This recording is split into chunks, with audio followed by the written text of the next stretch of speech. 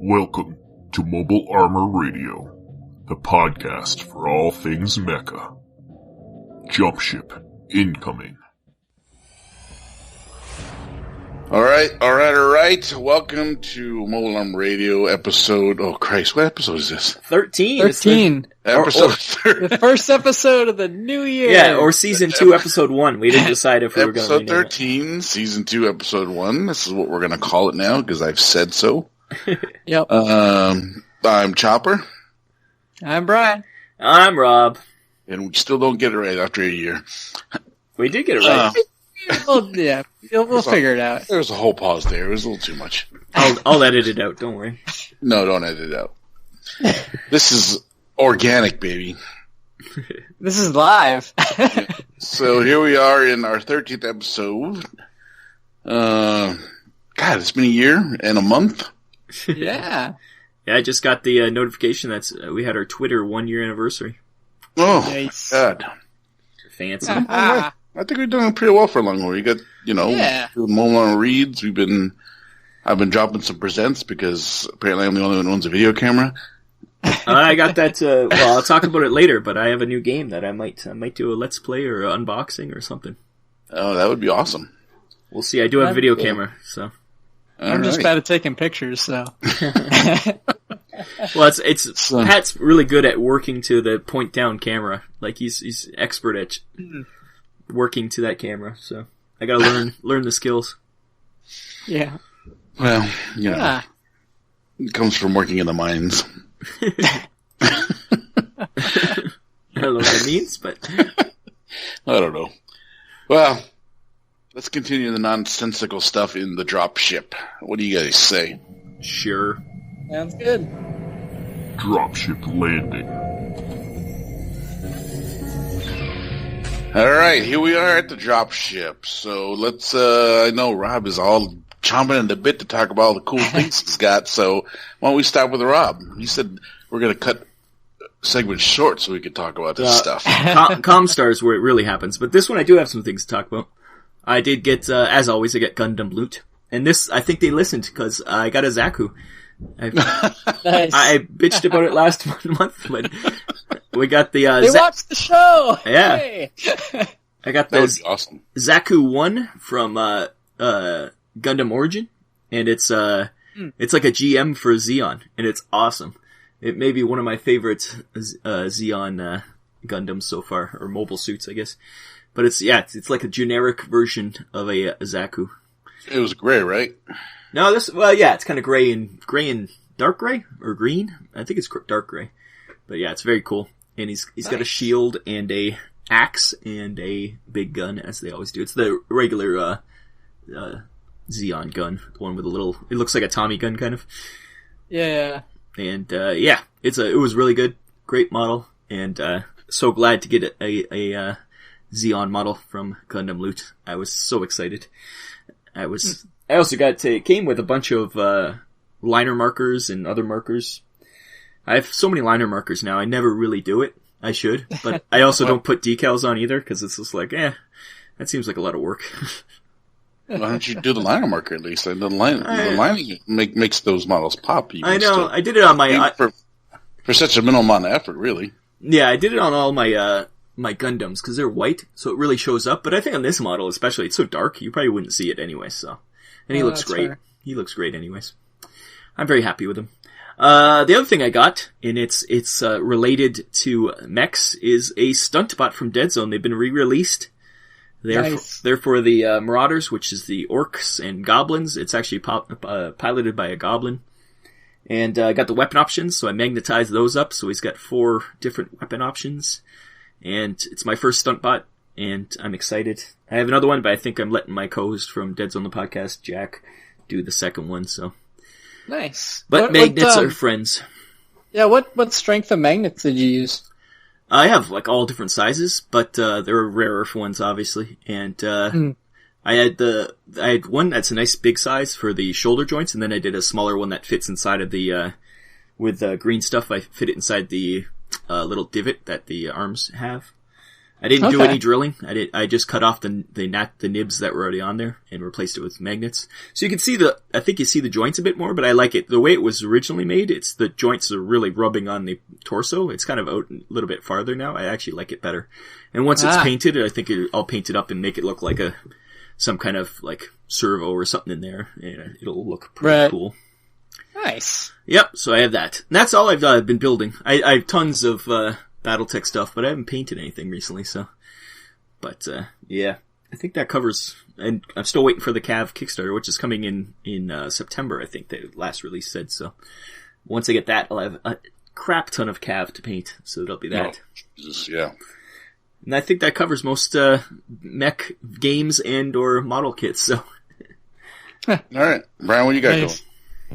Well, you'll be happy to know I've been making progress on my little ExFil.End Mecha contraption thing for Vanguard.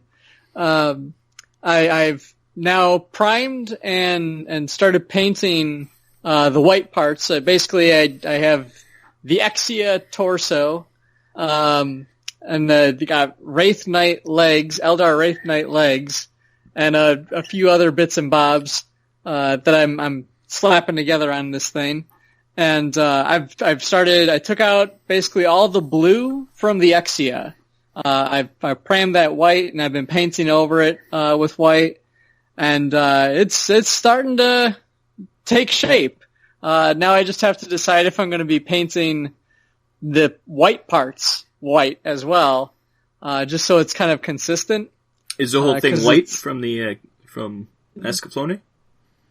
Pretty much, actually. That it's got it has kind of a whitish gray look to it because it's kind of bone-like. Yeah, that's what I was wondering. If you use skeleton bone on it, that'd be kind of cool. Yeah, I might do that. I might because I do have some more kind of that lighter tan type paint with me. I also have like a flesh wash that might actually work really well on white. I'll experiment on some smaller things first. Yeah, maybe wash it and then put the white back on in the highlight parts, so it doesn't mute the highlight, but still gives you darker areas. I'm looking at pictures of it now, and it is it's kind of bone-ish. Yep, definitely bone-ish. Yeah, cool. So yeah, I might even finally post pictures. I was going to say that it's amazing how many pictures you've posted in our Facebook or Discord. You haven't posted any pictures. Yep. It's going to be a big reveal. You don't want to show the masterpiece before it's ready. That's why. No, especially like I also before I'd actually kind of worked the legs together for the Eldar Wraith Knight part, and I think I mentioned in a previous episode I ordered the parts like in parcel, like just different sections of this model off eBay, and they left off the knee joints. Yeah. So I was having to green stuff that whole, like the whole joint. And ultimately, like the pose that was coming out of it really looked wonky, where its knee was kind of jutting out at one angle, and then its ankle would be pointed in another direction, and it just looked weird. So, I've decided I just broke that kind of back apart, and I'm gonna try to repose it in a more dynamic but sensible fashion. Mm-hmm. So I'll have to figure out how to do that. Yeah, it's almost good to have even like an action figure or like something else just so you can move it around and see what angles look right. Yeah, absolutely. Like if you have something that moves. I do. Those, you can get those little wooden men. That's the classic. Yeah, artists use that, but those usually cost quite a bit, actually. Yeah, you can go to Michael's. They have them for like $10. Oh yeah. Yeah, some of the cheap ones. Yeah, well, maybe just to get angles. Yeah. Yeah, but I mean, I do have a whole lot of posable Gundam figures too. Yeah, that's right. So I might just take a look at those. Well, yeah, just do that then. Yeah, it's good. I've already spent the money on those. Yeah. Boy, did I. And $10 is mostly to another Gundam kit, so why waste it on a wooden guy? Yeah, I'm halfway to a high grade, so. maybe for your Gundam kids. Yeah, well. I buy the cheap stuff. Yeah. But But no, it's been kind of neat putting that together because it has gotten me a little bit on that kick of, like putting together the Exia parts of it. I was like, man, I kind of want to actually put together a whole Gundam kit. And I have a bunch. I was going to say, don't you have a bunch that you haven't put together yet? I have a huge backlog of model kits. So that's good that you don't have to go out and find one. You just go into your closet. I don't know what a backlog of models look like. So you two are, slackers. I never have a backlog. I have nothing right. Well, other than actual miniatures. I have no kits. I have thousands of miniatures, but no kits. But I'm also excited for the Stuntbot re-release. That's definitely on my to get list. To have an official one. I'll probably start painting those up like Zaku's, cause that's what I do. And, that's no yeah. Zaku, boy. it's Exactly. a Stuntbot. I already got that goof. I already got that boy. Yeah, that's right. You have, that's just a regular, Strider, right? Yeah. Yeah. Ultimately it's a regular Strider, but it's so mashed up with a bunch of stuff. It actually kind of fits the stunt. I mean, even the Stuntbots themselves were like old Striders, I think, in canon. Yeah, that's right. It's like the first version of Striders, so it all works out pretty well. I don't have any Striders at here, but I think the Stuntbots are a little smaller. They're a bit more squat. Yeah. Their legs are lower, I think. The Striders? No, the Stuntbots are smaller. They're definitely shorter, 100% shorter. Not as short as in Iron Ancestor, which is the other Dead Zone mech for the dwarves. Yes. Yeah. Forge Fathers. They're really small. Like, They're really small. shorter. The Stuntbots are shorter and stouter. Yeah. More broad-shouldered. I do like them, though. Mm-hmm. But yeah, so that's, and then on kind of another smaller scale, on the Dreadball side of things in the Warpath universe, I happened to pick up a Big Mech and the Barricade models. My buddy Andrew was selling them at the Dreadball tournament. Cool. Just trying to get rid of them. So I'm like, I will take those off your hands. So they're about the size of a Strider. They're kind of giants within the context of the Dreadball. Crazy A was selling them? Yeah, Crazy A was selling them. The Big Mech it looks like a Strider. I think they were just his, yeah. But it's slightly smaller than a normal Strider. If you look at way it. small. It's smaller than the Stuntbot, actually. Yeah. That's a little bit smaller. I have them all, and I have them stacked in a foam case next to each other. Yeah. And the Dreadball Strider is definitely... I have a bunch of Dreadball stuff. I don't know where it is, but I probably should comb through that for that kind of stuff, but it's somewhere in here. Yeah. It's a giant in the context of Dreadball, but not a giant in the context of... It's still bigger than the average model, though. It would still work. Yeah. It's all about base size, really, anyways. It's almost a power suit in Dreadball. Yeah. Yeah. But yeah, I think that about covers my hobby time so far. So, what have you been up to, Pat? Oh, same. Not a lot. Actually, I put a nice little dent in my my Cav army building. So I've since played a game, and that list was horrible.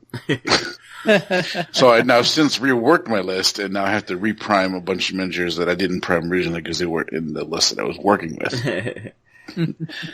So I've now increased my work. While I put a big dent in it, I've also now increased my workload on the Cav side of my army because, boy, in a 5,000 point game, fire support is not good. No, it just isn't. For the same amount of point. For the fire support Cav models.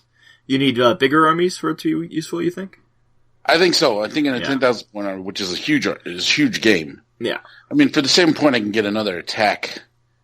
It's just small enough Cav that... squad. Yeah. And then they would be a little more effective. So... Maybe you just not to say... I don't know. Well, I did have some bad dice rolling. That's not... Because we also played Batman... Oh, you tried the Batman, after that, yeah, and then Batman, Damian Wayne, and Nightwing all died. I'm sure that's not supposed to happen. No, that sounds like a tragic Batman comic. Oh, it was horrible. The dice rolling was just horrible. I just would pay for rerolls. Initial rerolls would be all blank, and then the rerolls would be blank. Who killed them? Penguin and a couple of just goons. A couple of goons, but I think they were because that's pretty sad if Penguin killed Batman. Right.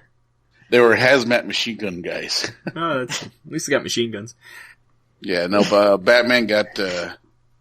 Oh, we're going off topic. I was going to say, there's no mechs in Batman. There's no mechs in Batman. There's the Batmobile, but so now I've scratched out a whole fire support squad and added another attack squad.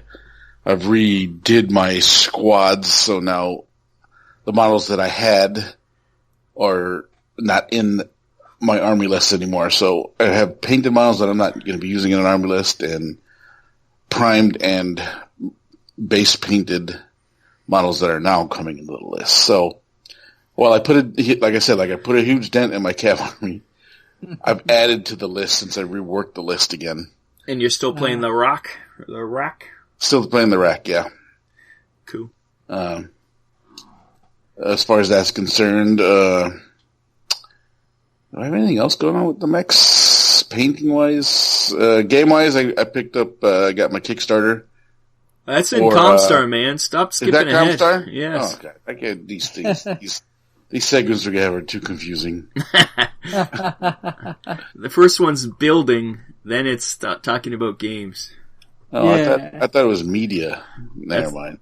You're terrible. Everything. I'm just going to follow your lead. So, as far as model building, that's concerned, Optimus Prime or Nemesis Prime is, Primed? he is primed, actually. Oh, there you go. Nice. He is primed, and I have the label. So what I do with the sprues is I spray the color of the base I want that sprue to be on the edge of the sprue. So once the priming's done, I'll just base coat all those parts that I need, put them on there, and start building up from there. You're very organized. Well, because, I don't know why that came up. Oh, because, I think Beetle was asking, do you spray on the thing and then spray built? And I do a little bit of both. I prime on the sprue, cut them, and then base paint them, and then put them together, and then I start to build from there, paint from there. You're a crazy, crazy person. This is why I have a backlog of models, because I'm actually painting them. You actually, you paint them from scratch, which is crazy. Yeah. No decals, no nothing? No. I hand painted all the symbols. Yeah. What was it, the cockpit you did for which one was that? The Zhang? Yeah, that's what it was. Yeah. Yeah, that was crazy. All the little monitors for something you never see, because it's way inside. That's what makes it worth it, man. Yeah, wait till you see when I get these Vipers together. Oh. How's your hanger doing? It's on the back burner right now. You're letting your 3D printer rest?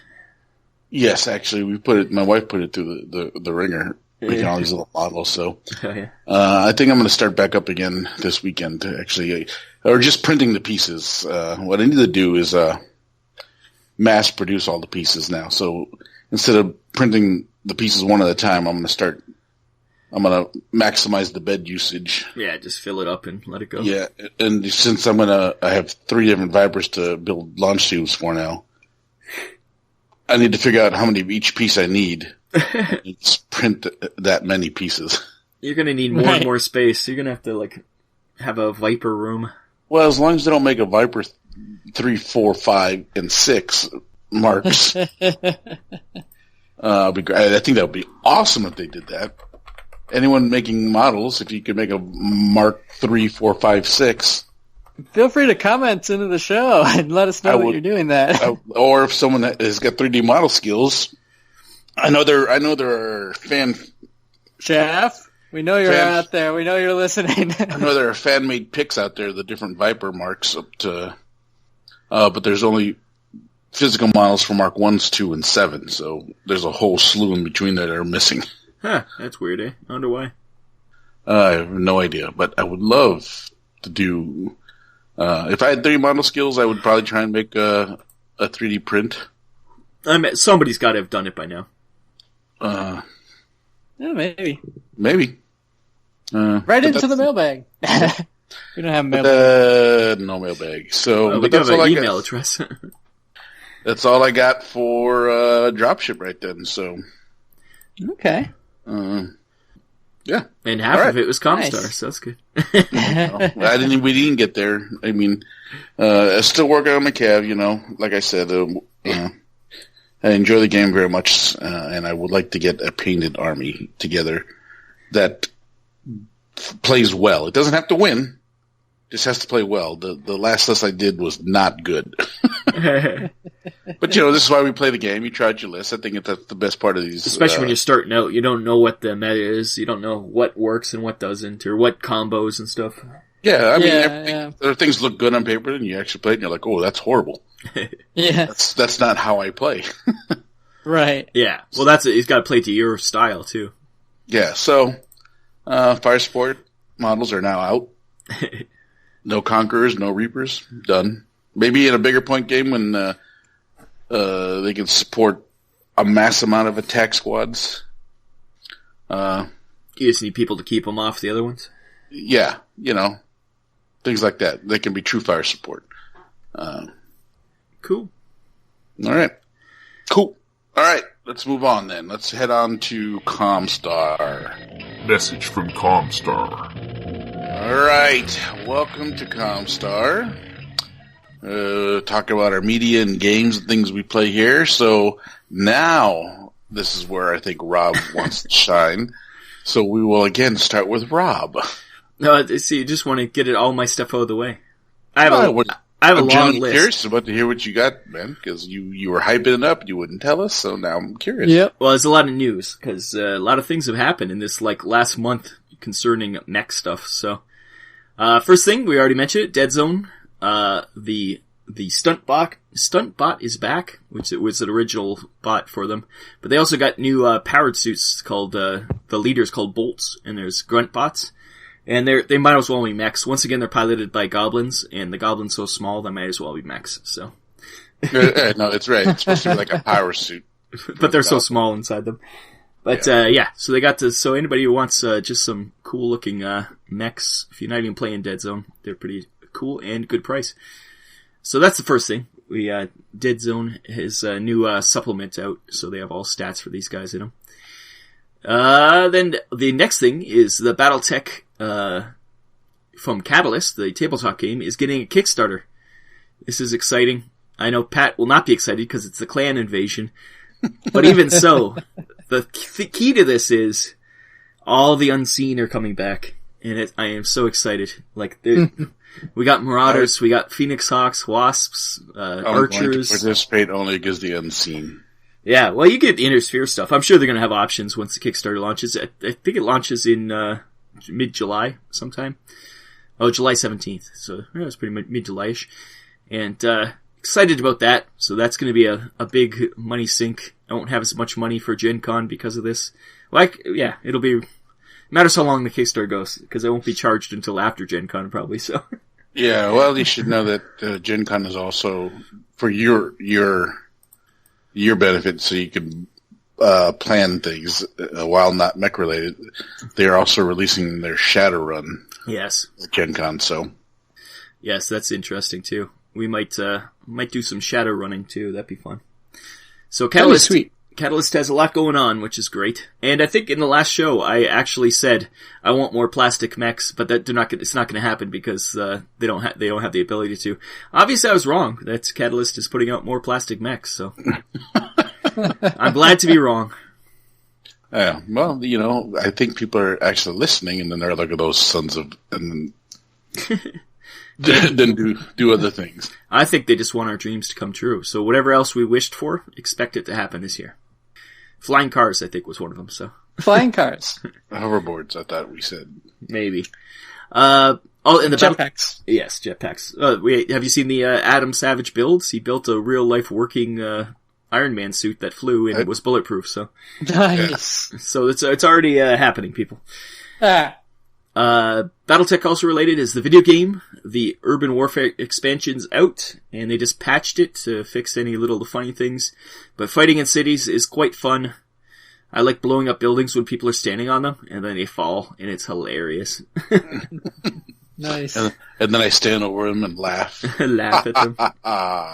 Don't jump on top of buildings, or I'm going to shoot it out from under you. So, yeah, fun times. A lot more. Actually, once again, I think this is something I wished for in BattleTech, is that they showed a lot more of the inner sphere. So they're making the map bigger and bigger. So hopefully, eventually, they'll just fill up the whole inner sphere, which would be very nice. But we got about, I can't remember how many new planets we got, but quite a few, which is great.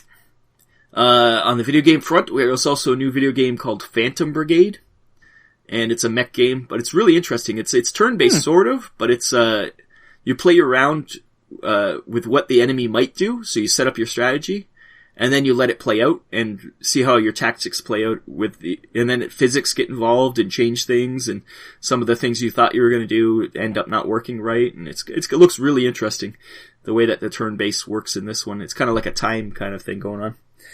I guess it's trying to represent your leader figuring out what your enemy's going to do and then counteracting it. That's not out until next year, but they do have a lot of videos of the gameplay and stuff like that out for that. So I think the link we have in the Facebook, I think we put the link, so it'll be there.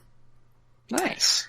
Also, on the comic front, Robotech, a lot of people have been hating this Robotech comic because it's sort of retelling the story, but differently. But now they've moved beyond the weird retelling to a whole new original idea that has time travel, interdimensional stuff.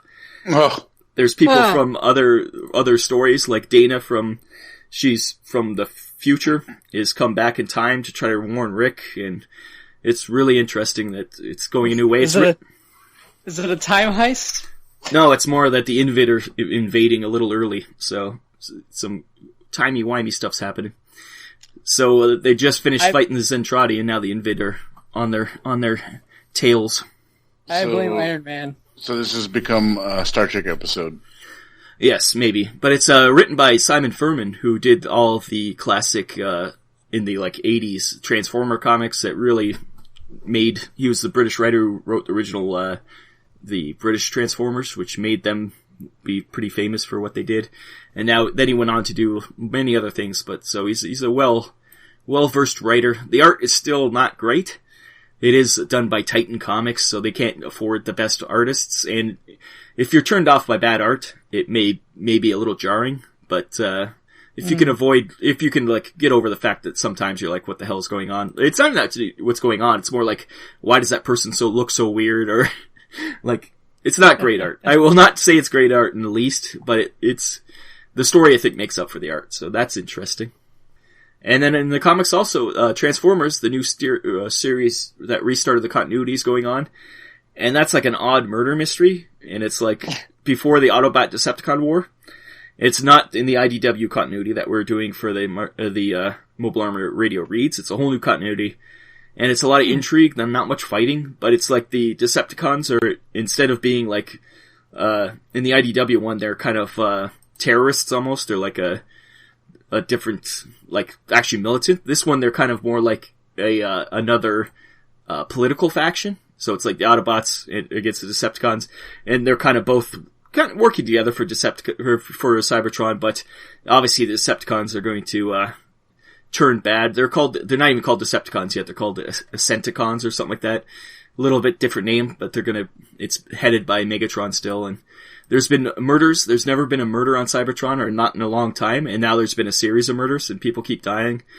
And I think and you're kind of figuring out that it's the Decepticons are doing something for some reason. So there's that, and that's cool. Yeah, it's interesting. It's a funny way to restart a continuity. You think they'd restart with a big battle or a big, this is much more like a weird murder mystery. Murder on the Cybertron Express. Yeah, it is. It's strange. And I also went to Niagara Falls Comic Con. The last thing is that I went there and walked around. There's crazy things. I was about 5 feet from Billy D. Williams at one point. Nice. And Jerry Mathers from Leave It to Beaver was just sitting there by himself, and my sister, who I went with, she was depressed when she just saw him there. But anyways, because there was no one there hanging out with the beef. No, nobody was hanging out with the beef. Nobody cared. There's a huge lineup for Christopher Lloyd. That was the big thing. Did you go over there and say hi to him? No, I didn't bother because you have to pay tons of money to talk to these people. But I did find a booth that was selling old toys, and I got an original Jetfire from G1. He's nice. For $15. He's missing an arm, but he's great. And I also found an old Ralph Parth box set, sealed in plastic still, of the medium Omnimex from back in the day. Of course, I ripped it open and immediately built them, so I ruined any value of them. But that was a good find too, and that was only like $30 or something. So it's like really good deals I got there. And the thing was, the guy when I bought the Jetfire, he was just like, "Oh, you like this old toy?" So I was like, "Yeah." And he's like, "Oh, you gonna be here tomorrow? I got way more." And I was like, ugh. So I didn't get to get more. So hopefully next year he'll bring a ton more, and I'll be able to get some more G1 stuff. You should have just told him to take your number and send you a screenshot. And buy. Well, that's what I said. Do you have a online store? No. Do you have anything? No. I'm like, he does. He only goes to this Comic-Con to sell stuff. Like, he just gets a booth and sells whatever he has. He probably finds stuff over the goes to garage sales or whatever, and sells it to all the smelly geeks. And that's it. I think that covers everything that I wanted to talk about. That was a good, solid 10 minutes of me talking, so there you go. You guys take a breath. Speak amongst yourselves. I'm done. No, actually, I'm not done. Because here we go. Because I forgot today. Lies and betrayal. Literally, like earlier today, I got my Robotech. What is it? What's the Force of Arms and Crisis Point games. I got a good bundle from that company. I don't even know who makes these games, but they're like card games. They're like Robotech card games. So I just got those. Okay. And I will be doing an unboxing. That's the one I might do a video for, and hopefully some gameplay eventually. Now I'm done. That was the last thing. I'm out of here. I'm dropping the mic. No, don't drop the mic. Okay. Those are expensive. I'll just sit down. All right. There. Brian, what do you got going on? Now that Rob's wasted all our time. Well, it's less exciting, I would say. I went to Origins, the game fair, here just a little bit ago, and mostly to compete in the Dreadball tournament. But it was like my first time going to an event this big. Normally, like Adepticon is kind of like my big convention.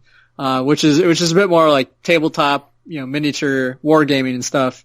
Origins is like a big board games fair, that happens in Columbus, Ohio. And it was big. There's tens of thousands of people, you haven't been to Gen Con yet. Yeah. I haven't been to Gen Con yet. I came close. I was on the outside. It was kind of a gated community scenario, and I didn't have a ticket yet. Is Origin like that too, where you can't even get into the? They do, like, you can get into the venue, like the building itself, but then like the individual rooms, they have badge checkers. Can you get into the vendor hall? They check your badge. So. Oh yeah, so it's just like Gen Con. I think the same thing with Gen Con. Yeah. Which was kind of unfortunate. I actually asked one of those guys, wandering around, because I came in, left, Michigan here, like, early in the morning and got to Columbus by like 1 o'clock, and my tournament was at 4. So I was like, okay, I've got 3 hours to run through this ginormous vendor hall. Like, it was insane how big this thing was. I saw really cool stuff. And unfortunately, I mentioned earlier, I am awful at taking pictures. And so I only have a handful.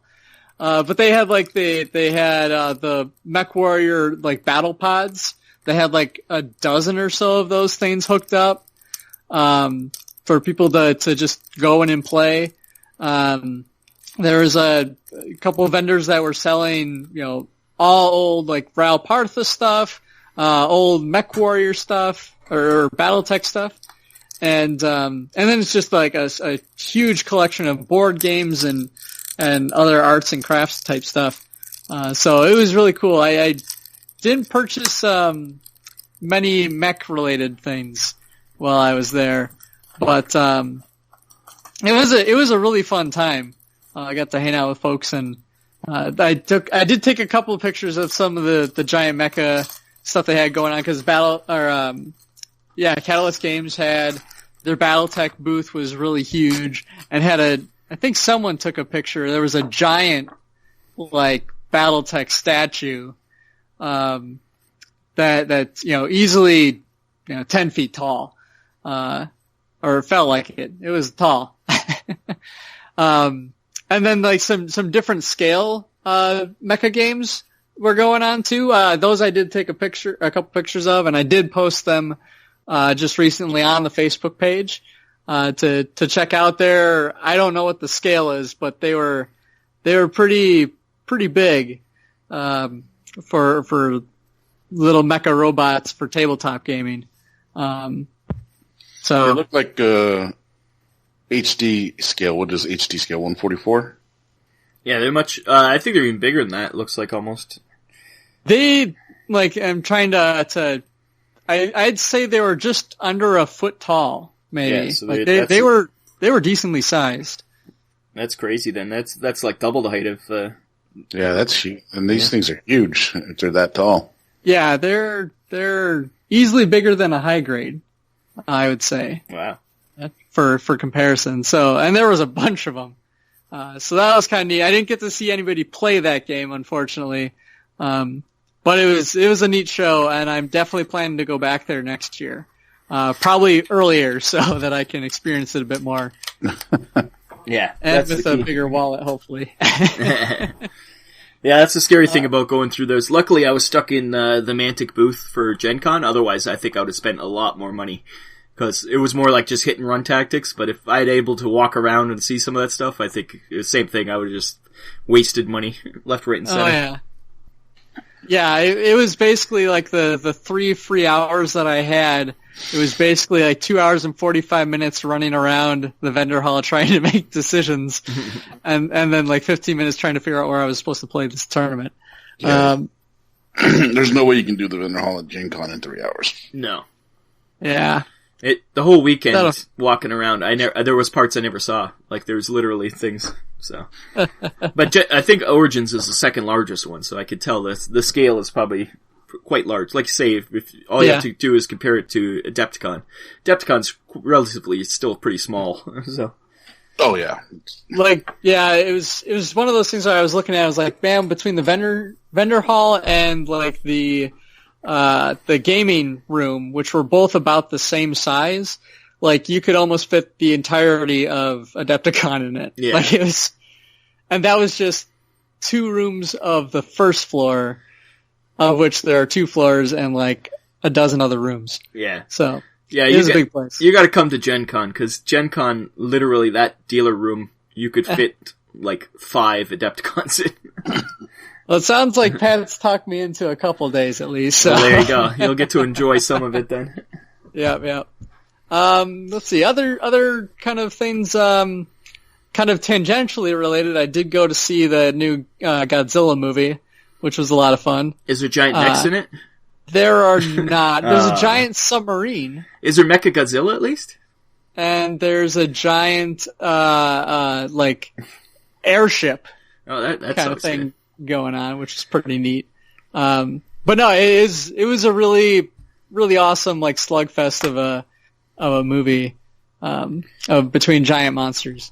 I recommend it. But not too mecha related. I heard for that movie, it's like all the human parts are terrible, but all the monster parts are amazing, so you just gotta... All the human parts. You just gotta skip the human parts. Maybe once it comes on home video, you could just fast forward. They were definitely not that strong on the human side of things, but the monsters were pretty fantastic. Yeah, I'm glad I got to see that in theaters. It's no Matthew Broderick movie though, right? No. Is there... it's a lot of focus is put on the monsters. Yeah, it's good, which is good. But other things. Not quite related, but to Mecha. But I picked up Ace Combat, the newest one that was on PlayStation 4, and it's kind of back to those Ace Combat roots of like, okay, this is a completely fictional world that we're flying, jets all over the place on. There's giant, like, robotic drones and airships and all that kind of crazy stuff. That's been fun to play. Mostly, as much as I love rocking the F-14D Tomcat, I have been finding I've had to be playing as the Super Hornet a lot more just to keep up. But yeah, that's been a fun game to be playing. I definitely recommend it if you're into fighter jets on the mecha side of things. It's trying to think of other things. Otherwise, I've just been really busy with a whole lot of non-mech related things. But yeah, having a good time. All right. What about you, Pat? Well, so like I said earlier, I just got my Kickstarter for Tiny Epic Mechs, and by the time this comes out, you should have seen, if you are following our posts on Facebook, that I posted an unboxing of the Tiny Epic Mechs. So looks like to be a fun game. There's a solo play, so I might actually film a how to play, or not even how to play, or just a playthrough of playing, and maybe even do one for multiple players and the solo play just to try it out. The game looks fun. It's got the plethora of man, or meeple, we'll call them, meeple to power suit to mech suit. Nice. Yeah. It's also on the YouTube. You put it on the YouTube channel too, if anybody wants to check that out. Yes, I'm sorry, the unboxing, if you go check out that. Mine hasn't come yet. Actually, when I saw that box today, I thought it was going to be the Tiny Epic Mechs, but it ended up being that Robotech game. I expect that Tiny Epic Mechs to show up at my door at any time, so I'm excited about that one too. Did you kickstart that? Yep, you forced me to. I think it was you. You're like, you have to do it. And also, or is that when we walked to Gameland Games at Gen Con and you saw how cool all that stuff looked? Well, that too, but it also was like $20. It was so cheap. Yeah, it's a good Kickstarter, and it's such a small game. They're so small. They're fun to just kind of keep around, and they're nice. Yeah, it's the kind of game you can throw in your backpack, and it wouldn't take up any space, and it doesn't. Yeah, it looks like you could play it pretty much anywhere. Yeah, it's fun. Game wise, like I said, been playing some cab with my buddy John. We've been experimenting with the scenarios and different terrain. So this time we actually, instead of playing in the city, we played out in a forest with some hills. So that played with different terrain heights and lines of sight through heavy and light cover forests and running through and all that things. So yeah, it was actually fun. So this is where I really decided that fire support was no good.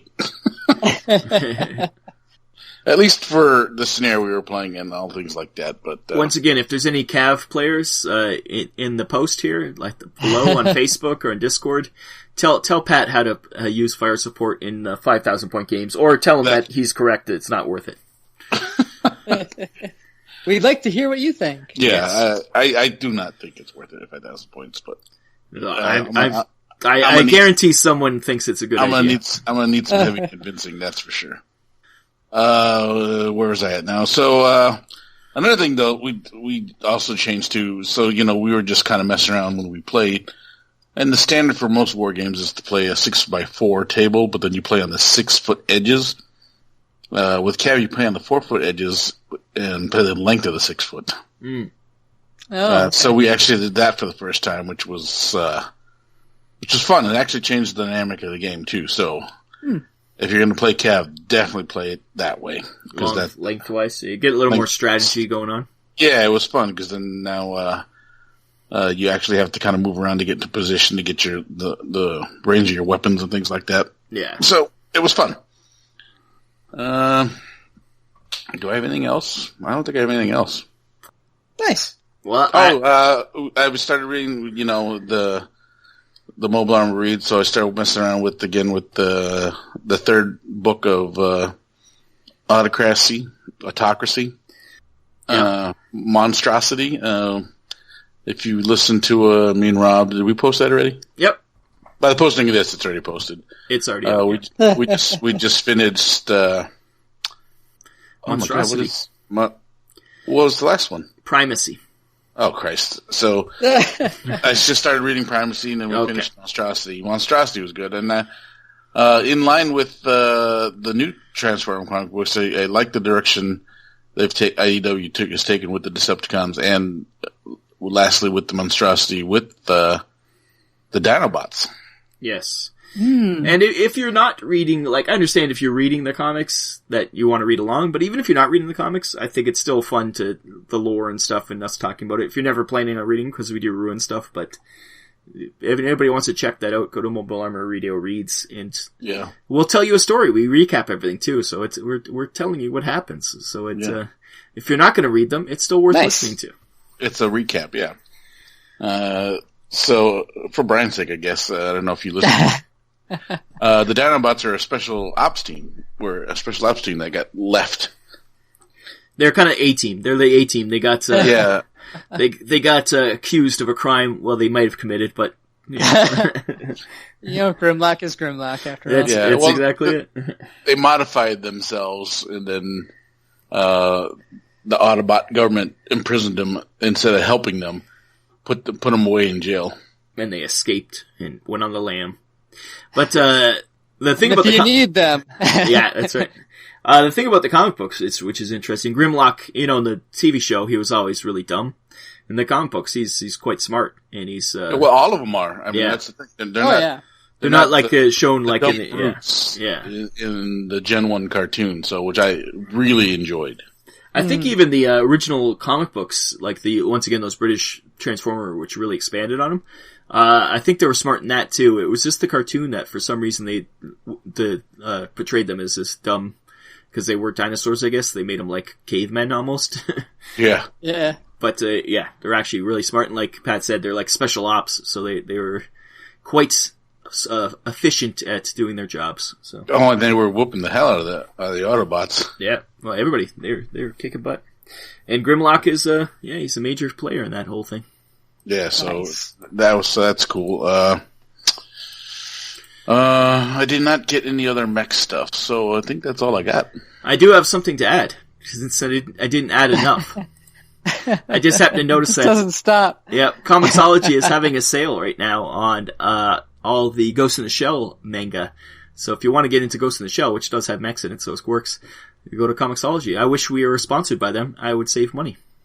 I hope the sale lasts into July. I think it'll be fine.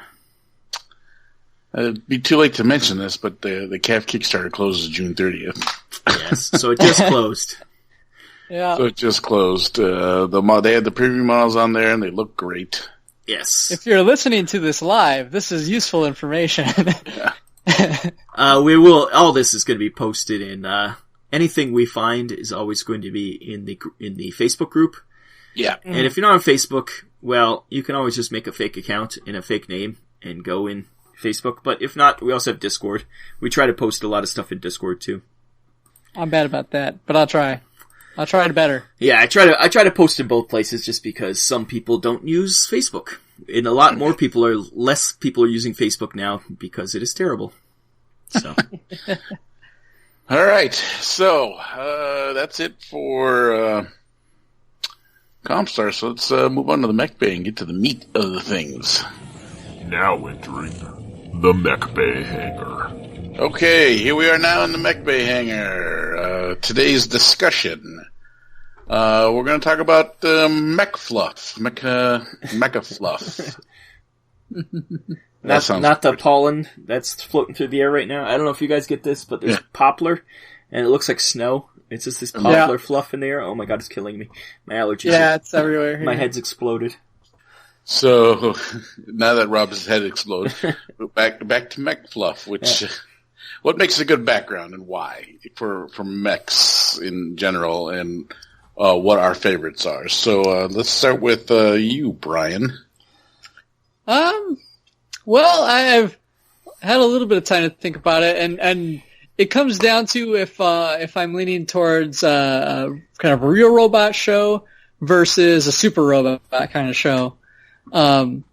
And so the real robot one, I think definitely that kind of, the fluff of, like, the rationale behind the mechs, right?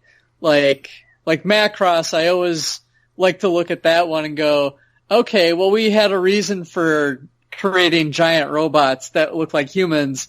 It's because we were fighting giants. Like, even if it's as simple as that, that's the kind of the fluff and rationale I like things to have. Gundam is also really, really rich with that kind of stuff. When you dive into things like the Minovsky particles and what they, the reason why they fight in these suits and basically with all this close combat, even in the the far reaches of space, is because long range radar is all shot to crap because of these particles. So those kind of touches I really like in the real robot side of things. Super robots, they're often just creatures of their own making. So that's often more fueled by the fighting spirit of their pilots and whatnot. So like the way that gets harnessed is always kind of a fascinating way. You got shows like Gurren Lagann where it's all about your spiral manly energy kind of thing. And what was the other show I was thinking of? Like Die Buster's also like a crazy one as well. I suppose I should throw out Darling in the Franxx because I've talked about it before. Fooly Cooly is another, you don't think of it as a giant mecha show, but there's giant mecha in it. And that's all, fuel, like the energy source in Super Robot, shows is, I think, where it's, can be the most fascinating. Like what powers these things to make them do these outrageous feats. And then the energy that's the driving force behind it.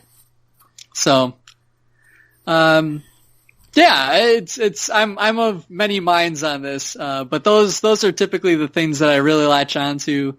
So things like, those tiny details in the real robot side of things. So like, there's a reason why 08th MS Team is one of my favorites of the Gundam franchise, is that the amazing attention to detail on like, these are how these machines work. They break down.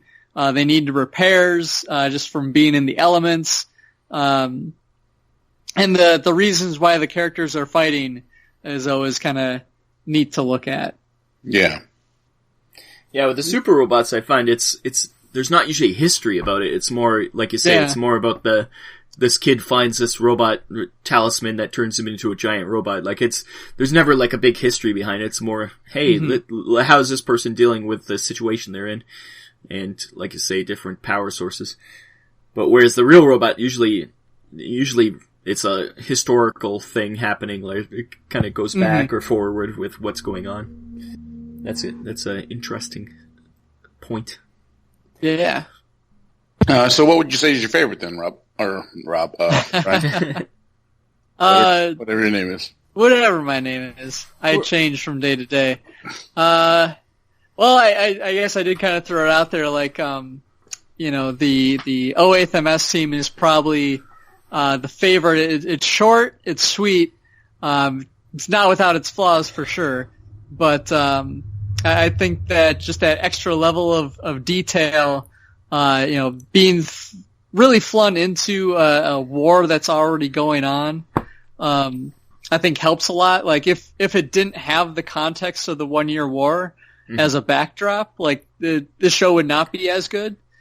But I think that the fact that it told this microcosm of a story, with those suits, really kind of treating them like, that they're machines, for war, was really a smart move.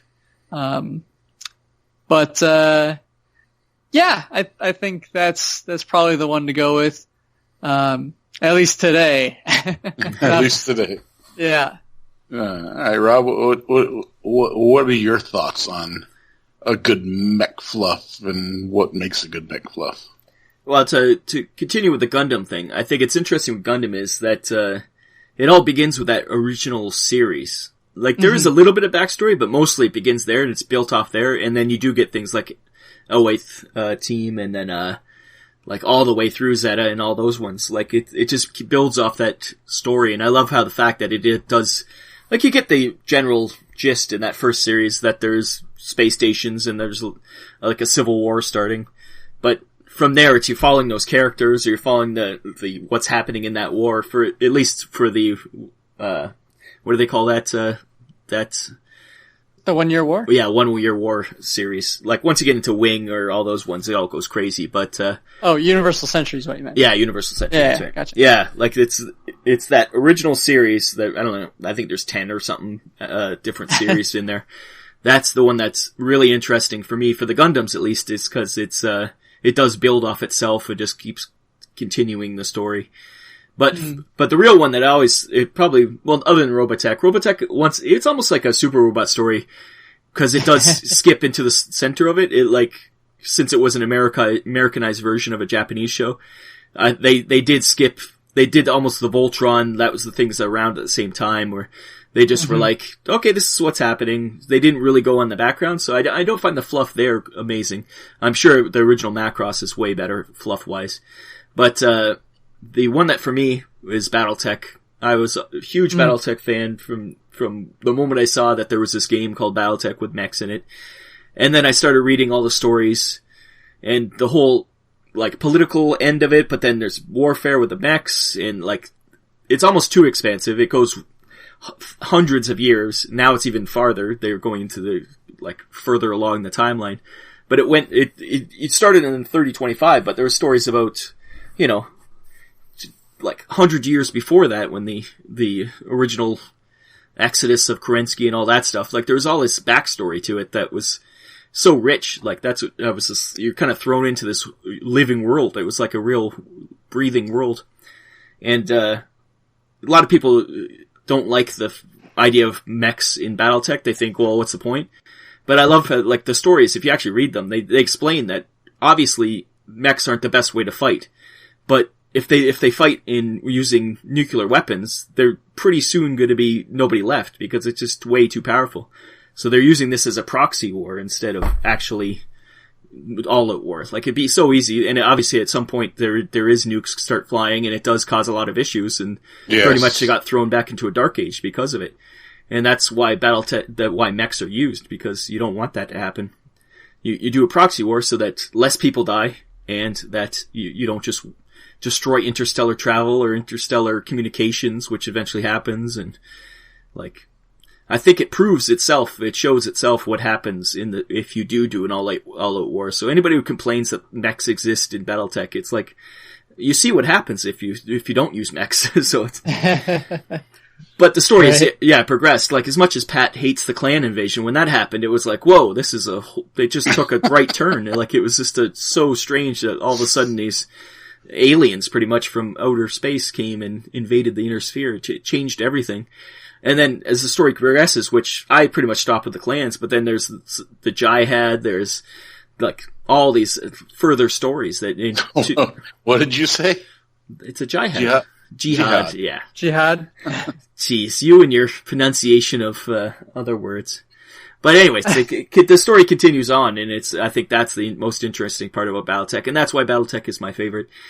And there is just so many books written too. I think it's so expansive in the books. Like, we don't get animated series. There was a terrible animated series, but this is all books. And books, usually you get a lot more lore and a lot more backstory than a show could be. So I think that's what also helped with it. And it's just hundreds of years of history that is just built up over the 40 years that this game has been out, or whatever. It's not quite 40, probably, 35. It just celebrated the anniversary. 35, I was going to say. Yep. So Battletech is my go-to fluff for mech stuff, I think. Pat, what about you? What are you looking at? Well, I thought long and hard. While Gundam was my first introduction into mechs, followed shortly by Battletech. It's like you said with the anime series, is that there's a story behind it. And Gundam is one of the better ones for keeping the fluff going. Like you said, it's all built upon the original series, and which is great. But I do like the stories, but they've never been my favorite stories. You know what I'm saying? If we're talking mechs and stuff. Sure. So like you, Rob, I fall to Battletech because it just called out, and it's so expansive. And I kind of lost interest. Like you said, when the clans came out, I like the whole idea of Kerensky and him pulling away in his story, but then him coming back, or his progeny coming back and just kind of wreaking havoc with the Inner Sphere. It's like they almost just wanted to destroy the Inner Sphere and use the clans. And when I say they, I mean the storytellers at Battletech wanted to just kind of destroy the Inner Sphere using the clans. That's the feeling I got with the clans, which is why I hate them so much. Well, you were also tainted by the gameplay, where I was never tainted by the gameplay as much as the story. Like you felt that the moment the clans came, it was like, well, these are just too powerful. Like, it's just stupid.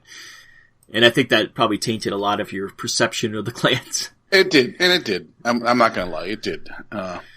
Coupled with them just destroying the Inner Sphere in general. Where was I going with this?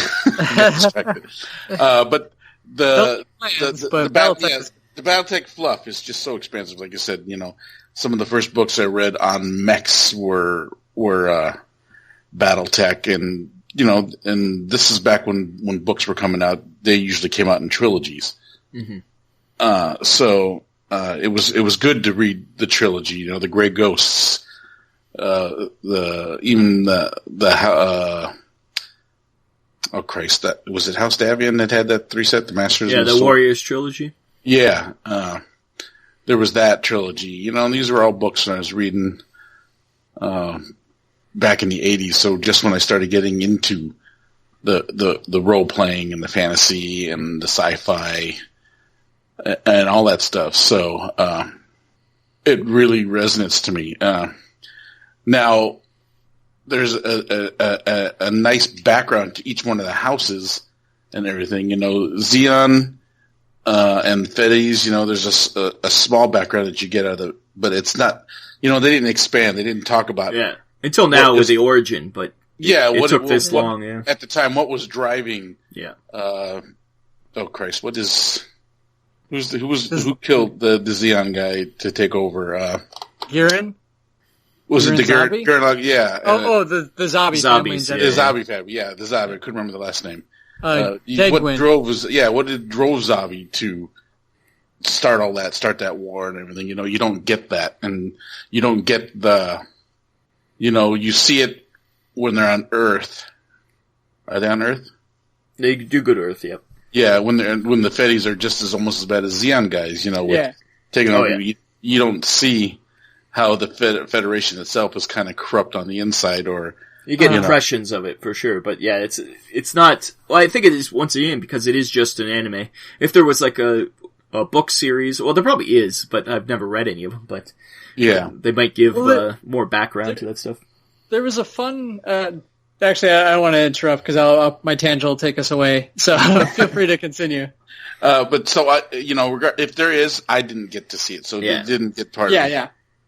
So that's why the Gundam didn't catch me. Now, I do have a close favorite, and I'm hoping they kind of run with it. Granted, it's still a very small company with Talon Games, but one of the things that drew me to Cav was the fluff inside the main book on the different factions. There was a nice little, I don't know what you want to call it, excerpt on how the Rakgar, they came about how they fight, their military, even the Malvernis have their religious structure in there. So there's a thought out fluff for these And I do like with the Cav, it's aliens. It's not just all humans like Battletech. Yes, you do get exactly. like more variety that way for sure. Yeah, and then there's a certain cross between fantasy aspects and sci-fi or human aspects in with that I'm perceiving. I should say. I can't say that was done on purpose, but like one of the things that drove me to Iraq is that they're a cross between like the Mongols and orcs in a sense with their playstyle. It doesn't come out right and say it, but it's the way their military doctrine works and how they're fast moving, tribal. They almost strike me as Klingons. That's how I always felt those guys. They have like warrior spirit kind of thing going on. Yeah, so there's a nice base to tie in with them. And the description of those guys was of any of the factions in Cav, the Amarelthil, that's why the Ritter, the Templar. Yeah, there's reading those things. That's definitely like gets your mind going and like, oh, I really like the way these guys sound and yeah, which is why I picked Iraq. It was one of the reasons that, this is the kind of, if I was to be someone in this universe, I would be Iraq. Because you're insane and you just eat people. Exactly. So, so I think that's what makes a good fluff is that if you can tie in and bring people into, so like you can say, hey, I identify with this, I identify being Xeon. I identify being in a role play sense, space Nazis. Space Nazis. I identify being a Lyran. Yeah, no, for sure. There's even with Battletech, you kind of identify with a certain group, and you like them more than others, and hate the other ones, and I think that's important with it's factions. All these shows and stuff tend to have factions that you kind of support, or at least groups you support. Maybe not the whole faction, but yeah. And with Robotech, it was even just more. I identified more with characters, so I don't think Robotech in itself has got a great mech fluff. No, that's what I'm saying. Yeah. Yeah, I feel like I just identified more with the characters than the actual. Yeah, or the vehicle, but not so much the what's going. Yeah, it's not like you're a pro Zentradi or pro Earth or you're more like I really like Roy Fokker in his plane or whatever. Yeah. Or even that in Robotech and Macross, like there's a lot less emphasis that the pilot and like the suit, whatever mech they're piloting is as iconic. Like Amuro is very much like the Gundam, like they are synonymous. Yes. Robotech, it is much more of like, I just have this plane, and the plane lets me fire missiles that I shouldn't be allowed to carry as many as I have. And that's not to say Robotech is not a good story. Right. In the context of mech fluff, it's not, in my opinion, a good mech fluff, which is why it didn't even touch my radar when I was considering these things. Pacific Rim had a good fluff. They had a good little explaining why the Jaegers came about and things like that. I like that a lot, but it's just not that much of it. No, it's not that much. There's only 2 movies, and it, it was still, it's still brand new and stuff like that, which is why. It's not number 1 on my list, but it's up there. I think I like the Cav fluff a little bit better than the Pacific Rim going with it. I hope that the guys at Talon Games are able to, in the future, continue to do more with the fluff, because I would like to see it. I would read those books if they came out. That's always the hard thing, is especially with these smaller companies. It's very, very, very hard. I'm not, and so I just, that's why I say I hope that they are able to do something with it. Yeah, like even Mantic Games is just now getting into the books after 10 years. They're finally getting full, actual book series coming out. Publication is a whole nother beast, and I wouldn't begrudge them if they don't anytime soon. I just know that the fluff that they put in the main rule book, it was enough to capture me. Yeah. To the point where I would actually consider it a close second to Battletech at this point. Yeah, they definitely created interesting factions, and that really helps with the fluff. Another thing with the fluff, which I find is interesting, is that almost all mech games do have to explain why they're mech games and mecha anime have to explain why you're using mechs, and I think that it creates a backstory of a lot of these things, why we're using this, so that you have to explain it, and that creates a history just by explaining it, right? Yeah. And generally, unless it's simple, like you say with Robotech, we're fighting big guys, so we have to have big things.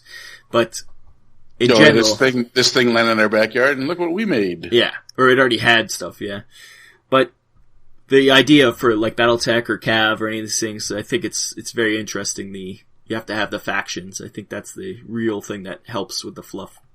Mm-hmm. Or a good story, like you say with MS. That's just such a good story. It is a good story. That is just... 08th MS team. It is definitely so far the best story. It's captivating all the way through, other than the very last episode, which is just confusing. Which you don't even have to watch. No, you can skip it. It's very that last episode. I compare it to Hearts of Darkness or what's it called? Apocalypse Now. It's like that kind of feel to it. Like it's the trippy, the voyage down the river. But in a really like poorly conceived way. Yeah, well. But no, like I know we kind of touched on it a little bit. Like another core thing, like the ambiguity of the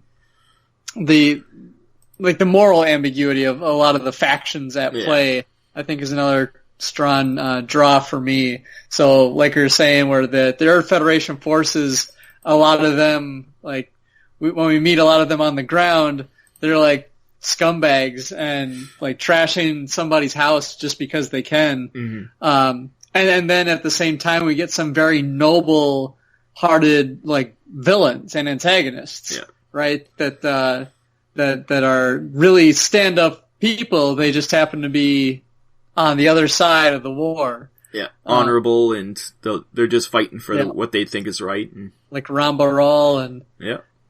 Actually, almost all of the Xeon guys. Yes. Even in 08th team, like there's several of them. You got Norris Packard as the other goof pilot, but even the other like ground force commander, the guy that had like the black crazy hair, that was always picking on Guineas and his sister Ina, like he was kind of a sleazy dude, but at the end of the day, like a big thing for him was I'm gonna get my men retreated. We're gonna get back into space, and you know that's all I care about is getting my troops home. Yeah, which is pretty respectable. But the another fun show, like there are some shows that get really trippy with their mecha lore. And I'll just throw Evangelion out into the field, not just because it's now on Netflix again with a different dub and some might say some questionable translation issues. Apparently it sounds like they lost the rights to the ending theme. That's what I heard too, yeah. So it's not going great for the Netflix release of the show, but hey, it's I should say re-release. But like the original concept for like the Evas is really kind of fascinating and entrenched in the lore of that show. And I won't go into spoiler territory because, oh boy, is it spoiler territory, with like where those suits come from. Yeah. But I just kind of started thinking about all the other shows that we didn't really highlight, that have crazy mech designs and stuff like that. Sadly, I don't have, a great wealth of knowledge on some, but like Zoids is another one that comes to mind. Just the crazy, like, random animal combinations, that they made giant robots of. Yeah, those are almost super, robot shows, those ones. There might be a little bit basis in it, but those super robot shows, this the craziest stuff is the reason for any of it. Like, it's whatever they can be like, okay, it's an amulet. It's a, whatever. Uh-huh. A robot crashed Earth and this boy happened to find it, so now it's his. Yeah. Yeah. I mean, even same with the Transformers. I mean, Yeah. I was just indoctrinated with the cartoon, and since we started the Mobile Armor Reads, I'm actually starting to enjoy. Yeah, the cartoon fluff is terrible, but it's just so much better in the IDW series. Yeah. So the IDW that we're reading now, I'm starting to get really immersed. I thought it was great that Megatron was just a regular old miner, happy living his life until he got, which is kind of reminiscent or representative of what's happening today. He was going to be replaced by automation. Yeah. Mm. And he was even just like the Autobots aren't the shining examples of good people like Brian was saying. There's two sides to this story that they're jerks too. So so that I think that I think good fluff is a good way to go with the mech thing. And so I guess where I'm going is that while Transformers wasn't again on my list. Since reading the comic books, I would now include Transformers having a nice fluff background because of these IDW comics. I don't know. I haven't read any other Transformer comic books, so I can't attest to how they add or subtract to the fluff of the Transformers. But these IDW comic books I'm enjoying. Yeah, like talk to us in another year when we've read a lot more. That might raise a lot more up on the standing. Right now, we're right up just scratching the surface, but so far because so good. we are reading them in chronological history-wise, not really. History-wise. Yeah. When I say history-wise as a Transformer. Not release dates, but actual history in the story. If we're reading an almanac on Transformers, we're reading it in that direction. Yeah. Mm-hmm. But it's been really good. Because, the cartoon is like, Megatron's evil, Starscream's annoying, but fun. Soundwave isn't as cool as he is in the comic books. And, and then Optimus is Optimus. I think he's pretty much similar in both. But everybody else has a little bit more nuance. It's a lot more, like, I know some spoilers that I won't ruin for you for the comics coming up, and there's some characters that you're like, oh, I thought this guy was this, and he's not actually that, like, it's dun, dun, dun. So I think there's gonna be a lot more, intrigue once again, a lot more depth. And I always say it's writing. When you write something or read it, there's way more than if you just watch a 24 episode TV show or 76 or whatever it was Transformers went for.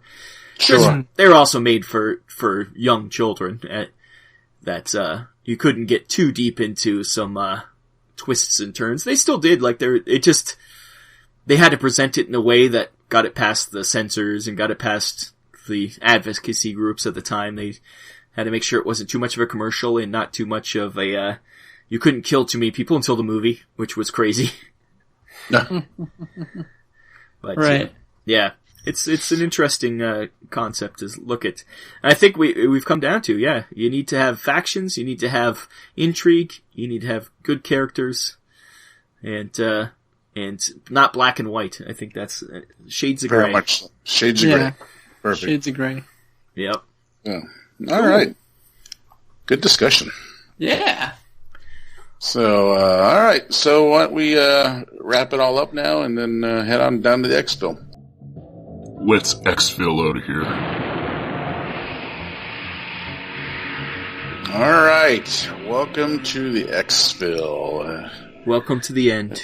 Welcome to the end. We wrap this up. This is the end. Only friend. The end. We're back on Apocalypse Now. Thoroughly enjoyed our little fluff discussion. It was good we're all kind of on board. It's really how what brings a mech to life in my book is a good story. Yeah, it's whatever appeals to you. I'd love to hear from maybe some Super Robot fans. I think if there's any that we're either forgetting about, because there is just so many that has so good many background. Super Robots. Yeah, there might be some that have great background that we just don't remember or never watch. So please write down there. Definitely, yeah. Feel free to chime in with what is your favorite fluff or story for mech in general. Yes, if there's a specific story, that'd be interesting too. That's be nice to see that maybe we catch up on. Mm-hmm. So thanks for listening to the 13th episode, a year and a month we've had out now. Lucky number 13. Which is season 2.1. It's still amazing to me, man. That we made it a year? Well, that we've done a year and it didn't even seem like a year. It really hasn't. This year's gone fast, though. It's been a fast year. You know, just, I know it sounds like I've been paid in cab for about a year now. Well, you have, I think. You listen to me talk about my little project here. It's like, and I did nothing with it. These guys, they don't get anything done. Don't get anything done. It's true. If you'd like us to get more stuff done, post in the Facebook page below. I'll need my electricity bill paid so I can spend more time painting. Well, we set up a Patreon or something. Yeah, to get these two to do more. This year also, this second year, we're obviously going to step up production. We've already done Mobile Armor Radio Reads. We're doing a lot more videos. Hopefully do even more videos. Maybe get some more interviews in. We're trying to get more content out, not just once a month anymore. Yeah, and we are very, very much open to any guys out there who are putting out mech games. Yes. Feel free to reach out. Games, comics, books, whatever, yeah. Spotlight, in our humble little podcast. Not that I think we are reaching millions and millions of people, but, we are a platform and we're reaching the people that count. And then there are some people who do listen to us, so. And I must say, we're reaching more people because the moment I posted the picture of the Robotech card games I got there, all of a sudden I got tons of Japanese Twitter accounts retweeting our stuff. I'm like, I guess it's just real popular in Japan or something, like the Robotech stuff, which is odd. Rob is big in Japan. Yeah, Rob is big in Japan. Robotech's big in Japan for some reation. I was like, that was so strange. Does Robotech made it all the way to? It went all the way back, I guess. Yeah. Are they going to call it Robotech, or are they going to call it Macros? Macross? Oh, that's a good question. I wonder if these games are sold in Japan, even because Harmony Gold, I don't think has any ability to sell stuff in Japan because of that. So. No, and this is all marketed by Harmony Gold. So, well, if you're in Japan, let us know because I'm curious now. Yeah, and that's great. Good stuff. Another year. Another year. All right, guys. One more Another year. Another year having fun and playing mechs. Yep. Yeah. So, let's call it a night. I guess we're wrapping it up now. Wrapping it up, guys. So, thanks again for listening. I have been Chopper. I've been Brian. And I'm Rob. Go to our Twitter. Well, Facebook page. On Twitter. Mobile MA, what is our Twitter? MARadio.com. All the links are everywhere, so they're at the bottom of this post on Podbean, or they're on Facebook, or they're on Go check out Discord. Our Facebook page at Mobile Armor Radio, and our YouTube channel, Mobile Armor Radio. Yeah, if you're listening to this, you probably have access to the ways to find us, so do that. Make it a little adventure. If you'd like us to read off our URLs, verbatim every episode, leave a comment in the section below. I refuse. It's too much. Head to our store and get your coffee mug, your Mobile Armor Radio coffee mug. And the shirts. I wear my Mobile Armor Radio shirts all the time. I love them. Yes. So there you go. Fun times. Have a nice night, everybody. Bye-bye. Bye-bye. This has been Mobile Armor Radio. Join our Facebook group by searching for Mobile Armor Radio. Find us on Twitter at @MArmorRadio. Find us on iTunes and visit our website, mobilearmorradio.podbean.com. Join us on the first of every month for more Mecha discussion.